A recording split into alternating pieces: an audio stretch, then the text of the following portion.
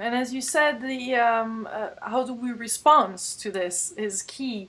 A lot of fear comes in. A lot of it feels threatening. The ego kicks Yes. in. How you? I think I've heard you in some previous speeches talk about some tools that you have to maybe overcome those, like a mirror Well, exercise. there are a number of things you can do to listen to the voice of the soul as opposed to the voice of the ego. Yes, talk Uh, to us one more of one about of that. one of the things you can do is simply to remind yourself of who you really are. And one way to do this, there are many, but one way is to look into a mirror almost as a daily exercise. Look into your own eyes and speak to yourself from the level of the soul. So you might say to yourself, I am looking into the eyes of a transcendent being. I am looking into the eyes of an eternal, courageous soul. I am looking into the eyes of holiness, because it's my belief that that is who each and every one of us quite literally is. Now, there are some other things you can do as well. People often ask, well, how can I find out what my soul planned for this lifetime or what my soul would like me to do? Mm-hmm. On my website at yoursoulsplan.com, there's a page called Accessing Your Pre-Birth Plan. And on that page is a meditation people can use to get information about what they planned before they were born. That's very helpful. Mm. Another thing you can do, if you have to make a decision in life and you're wondering what would my soul like me to do or what is the higher path, you can flip a coin, not for the purpose of actually making the decision, but what you want to do is see how you feel in the instant you realize whether it's heads or tails. So, for example, let's say that someone is thinking of quitting their job, and they say, if it comes up heads, I'm going to quit. If it comes up tails, I will stay. Then they flip the coin and it comes up heads. In the instant you realize that means you're going to leave your job, you want to see how you feel, because feelings are the language of the soul. Your soul will communicate with you through feeling. In that instant, it comes up heads prior to the moment when your logical mind starts to think about the ramifications of quitting your job. So if it comes up heads and the instantaneous feeling is one of joy, that's a communication from your soul saying maybe you should leave your job. If it comes up heads and the instantaneous feeling is one of fear, that may be your soul saying to you, well, maybe you should look at this and perhaps stay in the job. Hmm. Yeah, because the thing is that it's great to have, not all psychics, I guess, are equal, and not all Right. of us will go to psychic. So it would be great to have techniques to discover that, as you just shared with us, on how we can do that without them, because not everybody can afford or want to deal with psychic, but I think we all have in each of us that ability. Well, another technique people can use without having to go to a psychic, before you go to sleep at night, speak out loud to your soul and pose a question that you would like an answer to. Also ask to be given a dream that will answer the question, and then also ask to be awakened so that you can actually remember the dream. Then keep either pen and paper or perhaps even a tape recorder next to the bed so that when you are awakened, and you will be, that you can write down or record what the dream tells you. This is a technique I've used myself on a number of occasions, and it's amazing the sort of information you can get when you try this technique. Mm. It's quite impressive how our soul chooses our body as well. Like why this particular body? You had a particular background previously. Have you ever analyzed that? Like why did that came in the picture? My understanding is that we are actually given a choice of several different bodies we can have. This depends, of course, on who we select as our parents. But basically, the choice of the body and all the incarnational circumstances, the time period, the geographic location, the choice of parents and siblings, all of these things are chosen prior to birth so that we can maximize our learning while we're here. One of the stories in Your Soul's Plan that I find interesting is the gentleman who planned AIDS before he was born. His name is John Elmore. John, it turns out, had a number of previous incarnations in which people said shaming words to him. And he internalized the shame, he internalized the judgments, and allowed others to define him to himself. This accounts partly for his choice of AIDS in this lifetime, because when he had his life review after those lives, he saw that he had believed what others said about him, and he said to himself basically, I would like to have the same challenge, that is, people saying shaming words to me, but this time I want to get it right and rise above it. I want to define myself to myself. So he chooses AIDS because he knows it's the most shame-based illness in the world today, and this will give him the challenge he wants. But to tie this in with your question about bodies and incarnational circumstances, John chooses to be born in the Deep South in the United States in the mid 1950s in a very small town where as he's growing up, as he watches television, he sees German shepherds and fire hoses used against African Americans who are trying to vote.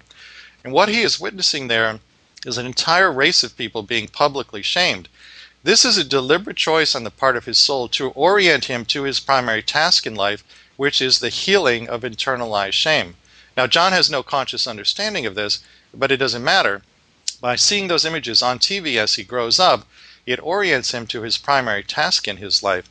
So for people watching today who wonder, well, why am I here? What did my soul plan for me to learn?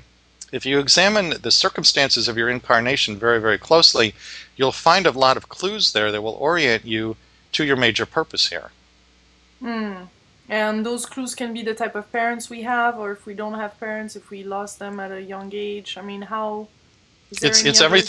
everything you incarnate with, the specific time of your incarnation, the year, the geographical location, the type of body you have, whether you're male or female, the race that you incarnate into, the current events that are happening in your country And around you as we you all incarnate, all of those things. we some people talk about soulmates, and we have some Yeah. soulmates like love soulmates, but do we also have soulmates, or how would you call them, people that we knew were going to be there to help us during our work?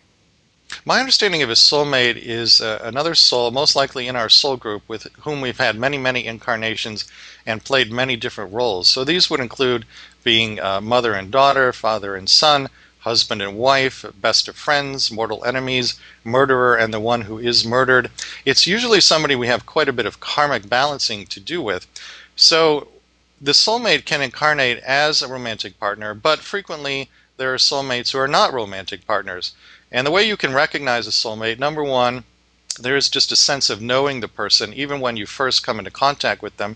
And number two, you very often push each other's buttons. So if you are in a romantic relationship with a soulmate, you will find that your issues and the other person's issues are very much prominent in that relationship, not for the purpose of punishing you in any way. It's for the purpose of stimulating your spiritual growth. Hmm. Now, there's also something called a twin flame. Yeah. My understanding of a twin flame is a soulmate with whom there is no karma. So if you find your twin flame, that tends to be a romantic relationship that is quite blissful and joyful because the karma has already been balanced previously. Very interesting. And would you say that we're some particular soul that just came on the planet to face what's happening right now, and or is there in each, or do you have a view about this? I know the question is quite deep, but is there been some different waves of souls arriving at a certain time in life history? Like right now, we're going through a major crisis that is just the beginning of it. Um, some of us are in the forefront, like you are, to help others understanding that there is a bigger plan. Are we all the particular souls that are meeting right now and chose to go through this, I guess? Well, let me say a couple things about this. First, it's my understanding, and this is the information that has come directly from Spirit, that there were 3 times as many souls who wanted to be in body right now as available bodies. So if you were watching this interview today, you had to make a 1 in 3 cut to be here. And as I understand it, in order to make that cut, you had to have something to offer the shift in consciousness that is now occurring. So a lot of people will contact me and they will say, Rob, I don't feel very good about myself or my life. It seems that I'm not contributing in any way. Well, simply by being here, you have to have something to contribute. You couldn't make the 1 in 3 cut otherwise. So I share this with people as a way of encouraging you to feel good about yourself and who you really are at the soul level. Now, more specifically, there are people who incarnate as light workers. The plan of a light worker is to help raise consciousness. Frequently, although not always, a light worker will plan prior to birth to undergo great trauma or challenge so that they can rise above it and pave an energetic pathway for others who face the same challenge to also rise above it. So very often, Hmm. light workers have had extremely difficult lives, particularly as children growing up. There are also waves of what you might call crystal or indigo or star or dolphin children. They have various names now. But there are children coming in who are very, very gifted psychically and energetically, who can see behind the veil, who have memories of past lives or memories of their pre-birth planning.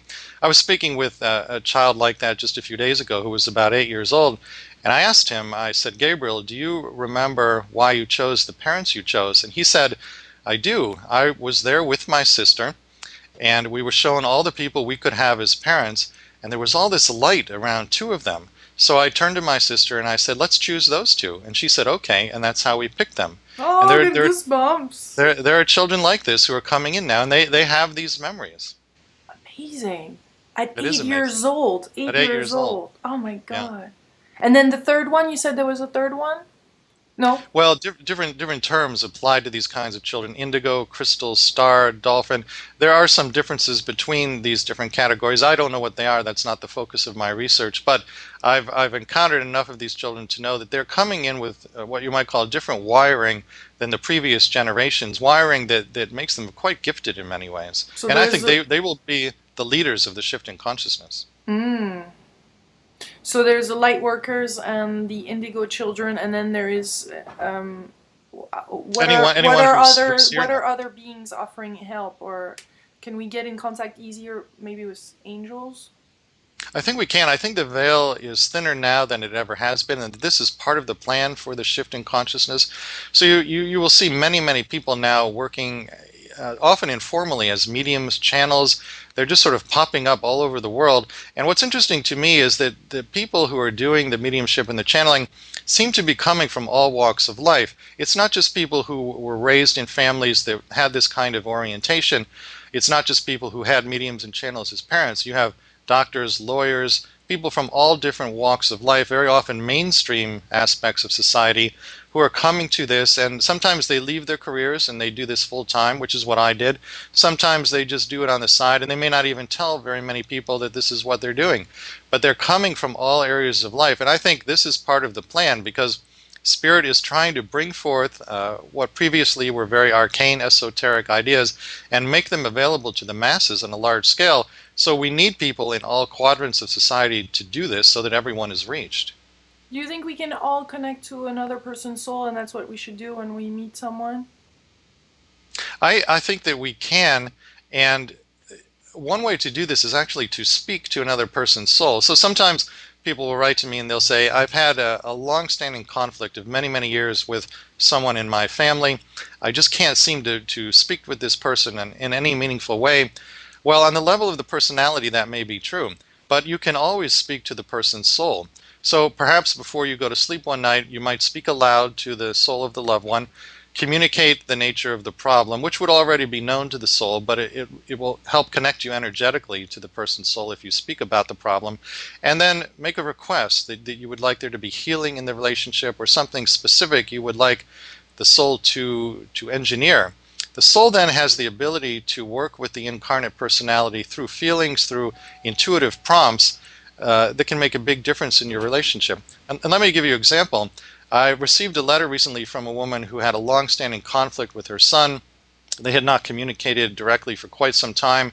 She was quite upset about this, and so I suggested to her, speak aloud to the soul of your son and ask for there to be a healing. She did that, and the very next day, the son simply showed up at her home for dinner. And this was without having had any prior contact Mm. with her for a very long time. So that prompt to the son to show up at his mother's home for dinner, I believe that came directly from his soul as a result of her request to his soul. Wonderful, very insightful. I have just a last little question. So when we, if we relax, how can we really be in touch with our soul? Like let it speak, because again, I know we're going back to some previous things, but I think most of the viewers now realize how important it is, and that it is truly the essence working on our soul's plan. Of course, reading your book, Your Soul's Plan. Is there anything else? Is there particular conditions where you found that you can particularly be in touch with that, being relaxed in nature? I know. Yes, being relaxed and in nature is very helpful. If you're going to go out into nature to communicate with your soul or spirit in general, it's important to go alone. You really need to be alone in that process. Sit very quietly, still yourself in meditation, and try not to grasp at answers. When you grasp, the energy of grasping is an energy of desire, and desire is a very low vibration energy. So when you're in a state of desire, really wanting answers or solutions from spirit to certain problems, that lowers your vibration and puts more distance, so to speak, energetically between you and your soul or the beings in spirit you're trying to communicate with. So when you meditate or go out into nature and try to communicate with your soul or other non-physical beings, it's important to just sort of put the request out there as though you have a hydrogen or helium filled balloon and you're just letting the balloon go. Just release it and then wait for the answer to come to you. In addition to walking in nature, another thing you can do is try to tune into your soul in the moment you're falling asleep or the moment you're waking up in the morning. That's a transitional area where you can be in greater intuitive contact with your soul and pose a question and just see what sort of intuitive impulses come to you, again, before the logical mind really kicks in and starts flooding you with thoughts that can, in some cases, act as a barrier between you and your intuition. It's such a delight speaking with you. Last thing, I keep on, but last thing, did you get any guidance as far as what's happening right now, or where the future is heading, or um, what was your? I know you speak with a lot of psychic or spirit. How do you? What's in our future? Well, I'll share an interesting story with you. When I first started the research for Your Soul's Plan, I was working with a channel who channeled a number of the Ascended Masters. And in every session, I would always say, when is the shift in consciousness going to occur? So in the first session, they responded 2012, which is the date we all hear about. Hmm. The next time, they said 2010. The next time they said 2016. At that point, I said, why does the date keep changing?